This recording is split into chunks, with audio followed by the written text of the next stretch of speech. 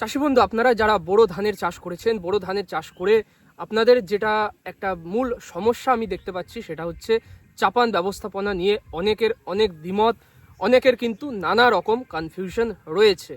আজকে আপনাদেরকে আমি চাপান ব্যবস্থাপনার মধ্যে একটা মূল উপাদান, যেটা হচ্ছে পটাশিয়াম বা পটাশ নামে আমরা চিনি, সেই পটাশ সারের ব্যবহার, তার ব্যবস্থাপনাটা, মানে কতবার ব্যবহার করব, কত কেজি করে প্রত্যেকবারে ব্যবহার করব, কাজ স্তরের পূর্বে আমরা কতবার ব্যবহার করব, এছাড়াও আমরা পটাশ সার জমিতে ছড়াবো নাকি স্প্রে করে দিলেই কাজ হবে। অনেকের মধ্যে এই ধারণা রয়েছে যে স্প্রে করে দিলে পটাশ সমান কাজ করে লাল পটাশ ছড়ানোর মতোই। তো এই যে বিষয়গুলো রয়েছে, এছাড়াও পটাশ সারের ব্যবহার করার সবচেয়ে বেস্ট সময় কোনটা, এই সময়েই পটাশটা দিতে হবে, এই সময়েই পটাশটা দিলে সবচেয়ে ভালো রেজাল্ট আমরা পাবো। তো সেটা হচ্ছে মূল বিষয়। পটাশ সার আমরা কোন জমির ক্ষেত্রে কতটা পরিমাণ দেব, আর ভারতের ক্ষেত্রে একটা আলাদা পটাশ সারের ব্যবস্থাপনা রয়েছে। বাংলাদেশের চাষি ভাইদের জন্য কিন্তু বাংলাদেশ এগ্রিকালচার রিসার্চ যেটা বলছে যে আপনাদের জমিতে এতটা পরিমাণ পটাশ লাগবে, সেটা কয় ভাগে দেবেন, কিভাবে দেবেন, আর স্প্রে করে দিলে কি কাজ হবে কিনা, এ বিষয়টা আজকে আলোচনা করছি। ভিডিওটা সম্পূর্ণটা আমি দেখার অনুরোধ করব এই কারণে, কারণ বিষয়টা খুবই খুঁটিনাটি বিষয়। যদি আপনি পটাশের পরিমাণটা, মাত্রাটা জমিতে কম ব্যবহার করে ফেলেন, কম ব্যবহার করাতেও কিন্তু ধানের ফলনে একটা বড় এফেক্ট করবে। এছাড়াও আরও অনেক ক্ষতির সম্মুখীন ধানটা হবে।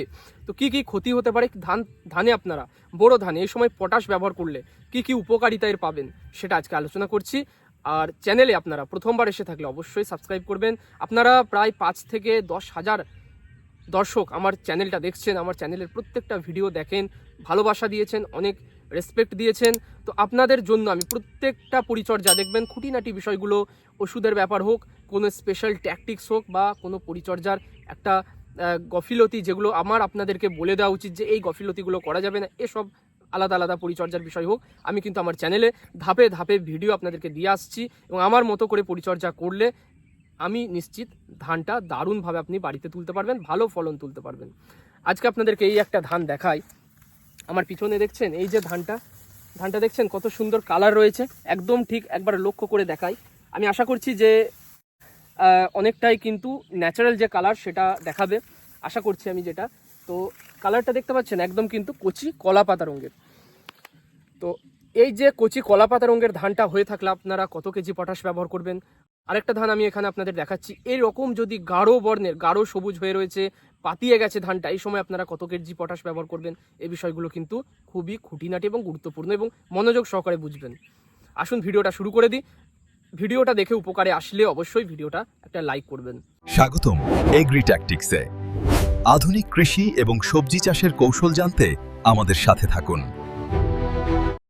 চাষি বন্ধু, এই যে পটাশ আমরা কি আকারে পাই, মানে কি কি আকারে আমরা ব্যবহারযোগ্য পটাশ পাই, সেটা হচ্ছে একটা আমরা পাই ভারত বাংলাদেশ উভয় জায়গাতেই পাওয়া যায়, যেটা হচ্ছে লাল গুঁড়ো পটাশ।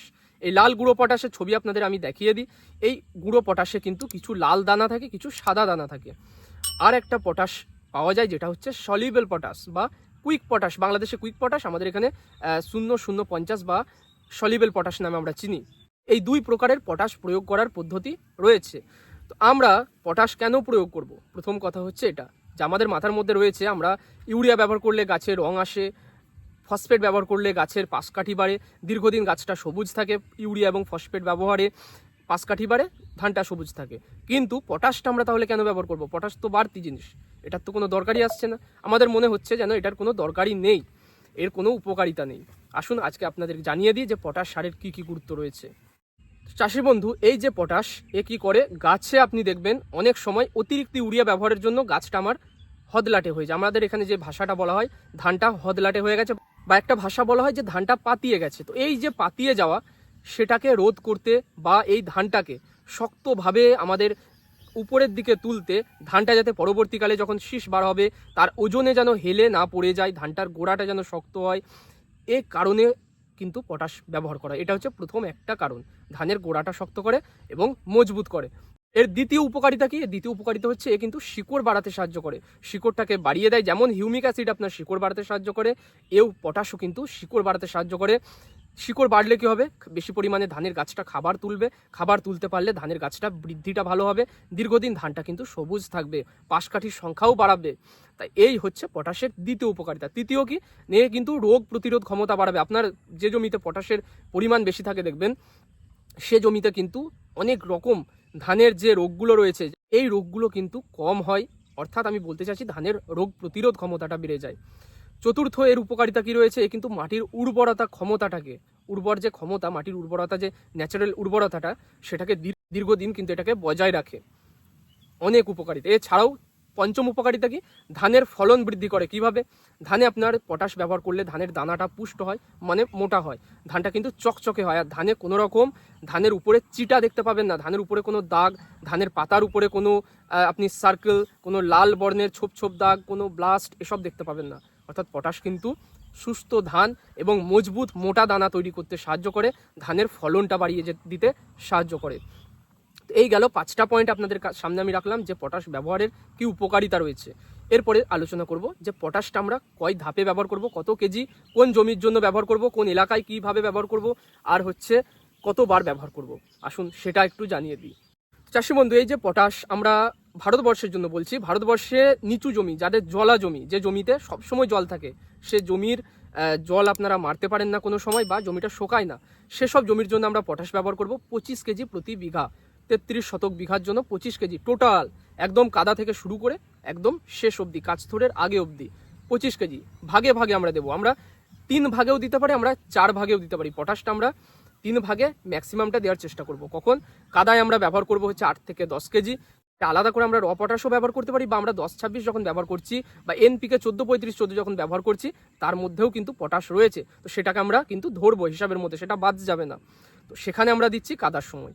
দ্বিতীয় হচ্ছে আমরা কিন্তু মিনি চাপানে কোনো রকম পটাশ ব্যবহার করছি না, যারা আমরা এই কাদায় দিয়েছি। যারা কাদায় দিইনি তারা আমরা মিনি চাপানে ব্যবহার করব। এরপরে হচ্ছে তৃতীয় বা অনেকের ক্ষেত্রে দ্বিতীয় যে ধাপটা, সেটা হচ্ছে 35 দিন বয়সে আমরা একটা পটাশ ব্যবহার করি 8 থেকে 10 কেজি। গেল এটা।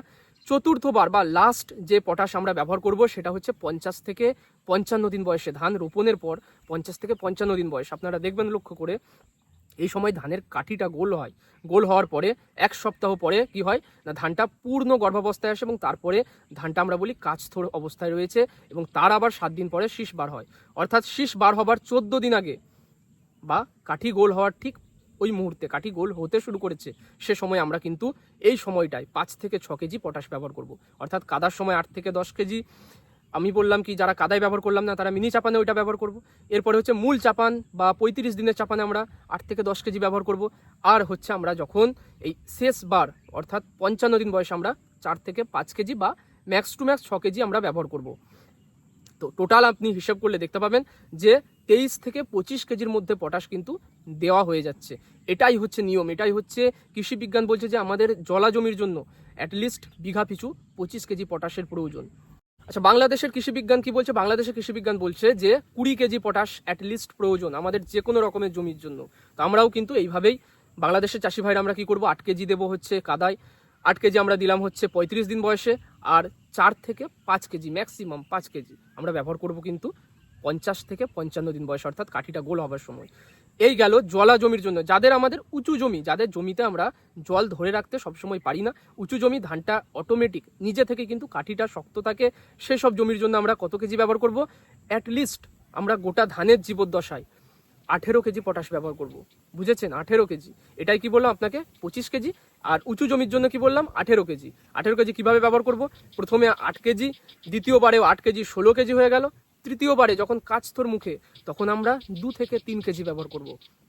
এই সময় ব্যবহার না করলেও চলে, উঁচু জমির ক্ষেত্রে বলছি আমি। যদি আপনি 35 বা 40 দিন বয়সে পটাশটা ব্যবহার করছেন, আপনি কিন্তু 55 দিন বয়সে আর না ব্যবহার করলেও চলবে, যাদের উঁচু জমি।